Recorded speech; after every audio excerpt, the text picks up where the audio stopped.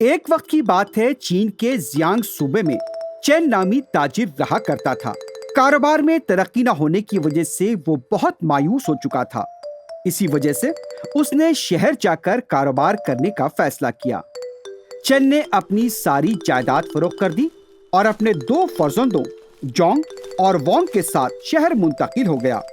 Chain ने अपनी जायदाद की फरोख्त से हासिल निफ्स रकम से अपने नए कारोबार का आगाज किया और निफ्स रकम से एक घर खरीद लिया। लेकिन चेन की बदकिस्मती थी कि वो शहर में भी उसका कारोबार नहीं चल पाया। शदीद नुकसान से दिलबर्दाश्ता होकर चेन कुछ दिन बाद दुनिया से चल बसा। वालिद के इंतकाल के बाद चेन के बड़े फर्जंद जोंग ने अपने छोटे भाई से कहा, भाई, ये कदीम घर हमारे लिए ठीक नहीं है। हम इसे फरोख्त करके कोई नया कारोबार शुरू करेंगे। छोटे भाई वोंग ने कहा, ठीक है भैया। दोनों भाइयों ने पहले घर का सामान फरोख्त करने का मंसूबा बनाया। उन्होंने घर के हर कमरे का मुआयना किया। सीढ़ियों के नीचे वाले कमरे का ताला खोला तो देखा वहां उन्हें लकड़ी के फर्नीचर को छोड़कर कुछ भी काम की चीज नजर नहीं आई। इस घर में साथ ले जाने के लिए कोई भी कीमती चीज नहीं है। हमें इस घर को फौरी फरोख्त कर देना चाहिए। अचानक तीन भूतनियां जोंग और वोंग के सामने नमूदार हुई। इन भूतनियों को देखकर दोनों भाई डर गए और हक्का बक्का हो गए। क्या तुम लोग इस घर को फरोख्त कर दोगे? तुम क्यों इस घर को फरोख्त करना चाहते हो? ये सुनकर बड़ा भाई जोंग बोला, इस घर को खरीदने की वजह से हमारे वालिद को कारोबार में बहुत नुकसान हुआ और वो उसी सदमे की वजह से इस दुनिया से चले गए। हम कुछ कारोबार करना चाहते हैं, लेकिन हमारे पास पैसा नहीं है और हमारे पास कोई मुतबादिल नहीं है, इसलिए हम घर बेचना चाहते हैं। नहीं, तुम लोग इस घर को फरोख्त मत करो। हम काफी अरसे से इस घर में अमन और सुकून के साथ रहते आए हैं। अगर तुमने किसी और को ये घर फरोख्त किया तो वो इससे मुनहदम करके दूसरा घर बना देंगे और हम बेघर हो जाएंगे।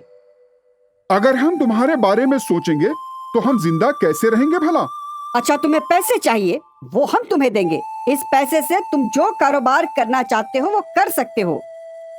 ये कहकर भूतनी ने उन्हें कुछ सोने के सिक्के दिए। दोनों भाइयों ने फिर से कमरे को ताला लगा दिया। भाईजान, इतना पैसा मिलेगा, हमें इसकी उम्मीद नहीं थी। इस पैसे से हम क्या कारोबार करेंगे? जब तक ये भूतनियां इस घर में रहेंगी हमें पैसे की फिक्र करने की जरूरत नहीं है। अगर पैसे खत्म हो जाते हैं तो इन भूतनियों से और भी मांग लेंगे। फिर दोनों भाइयों ने भूतनियों की तरफ से दी गई दौलत को शराब और जुए में उड़ा दिया। एक हफ्ते में पूरी दौलत खत्म हो गई। फिर उन्होंने सीढ़ियों के नीचे वाले कमरे का ताला खोला और भूतनियों से कहा, तुम्हारे दिए हुए पैसों से हमने कारोबार शुरू किया था, लेकिन हमारी दुकान में आग लग गई। पूरा सामान जलकर खाकिस्तर हो गया।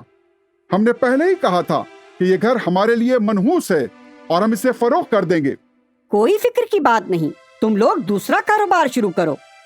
भूतनियों ने दोनों भाइयों को सोने के और सिक्के दिए, लेकिन उसे भी उन्होंने जुए में लुटा दिया। मैंने कहा था ना, ये घर मनहूस है। हमें फिर नुकसान हुआ है, लेकिन अब की बार मैं अपने भाई वोंग के नाम से कारोबार करूंगा। देखेंगे इससे हमें मुनाफा होता है या नहीं। हमें और पैसे दो। ये कहकर जोंग ने भूतनियों से फिर सोने के सिक्के लिए। दोनों भाइयों ने 4 दिनों में इसे भी लुटा दिया। फिर जोंग ने वोंग से कहा, भूतनियों के पास बहुत सिक्के हैं, अब की बार हमें उनसे बहुत सोने के सिक्के लेने होंगे। ये फैसला करने के बाद दोनों भाई फिर सीढ़ी के नीचे वाले कमरे के पास गए और भूतनियों से कहने लगे, इतनी मेहनत करने के बाद भी हमें कारोबार में कामयाबी नहीं मिली। अब हम जमीन खरीदना चाहते हैं, इसके लिए हमें बड़ी रकम चाहिए। तुमने कहा था कि घर तुम्हारे लिए मनहूस है। तुम्हारे वालिद के साथ भी बुरा हुआ। अब बेहतर यही है कि तुम इस घर को फरोख्त कर दो। हम तो यहाँ रहकर भूतनी की जिंदगी से निजात पाना चाहते थे, लेकिन अब तुम्हारी हालत देखकर हमें अच्छा नहीं लगता। ये कहकर भूतनियां वहां से गायब हो गईं। दोनों भाई हैरतज़दा रह गए। वो सोच भी नहीं सकते थे कि भूतनियां ऐसे गायब हो जाएंगी। अब दोनों के पास पैसे भी नहीं थे। दोनों भाई फिर जुआ खाने की तरफ चले गए।